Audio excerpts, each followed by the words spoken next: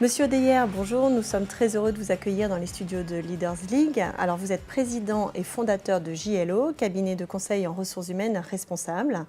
Donc des sociétés spécialistes des questions de qualité de vie au travail, il y en a beaucoup. Est-ce que vous pouvez nous dire ce qui différencie la vôtre, ce qui la caractérise? C'est d'abord nos 12 années d'existence.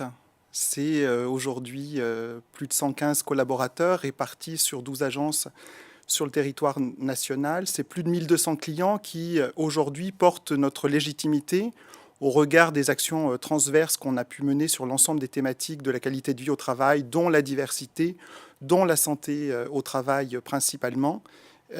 Voilà ce qui fonde les grands éléments de différenciation de notre approche. Alors la question de la prévention des risques est, on le sait, devenue un enjeu peut-être pas majeur, mais en tout cas de poids pour bon nombre d'entreprises en France. Comment voyez-vous cette notion de prévention des risques évoluer au cours des années à venir?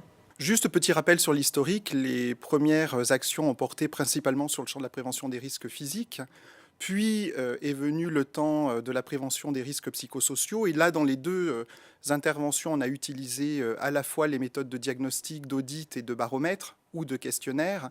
Je pense qu'avec le champ de la QVT, on s'oriente vers des actions beaucoup plus transverses avec là aussi, le sujet de l'évaluation et la mise en œuvre de plans d'action correctifs qui touchent l'ensemble des thématiques.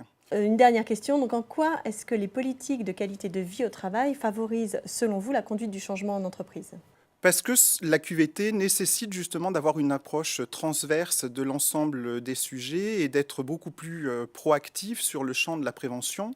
Et quand on est sur le champ de l'anticipation, on intervient beaucoup en accompagnement du changement dans les entreprises, principalement en mobilisant notamment les managers et les équipes RH sur le sujet de l'accompagnement du changement. Très bien, Monsieur Deyer, je vous remercie de ces éclairages. Merci du temps que vous nous avez accordé.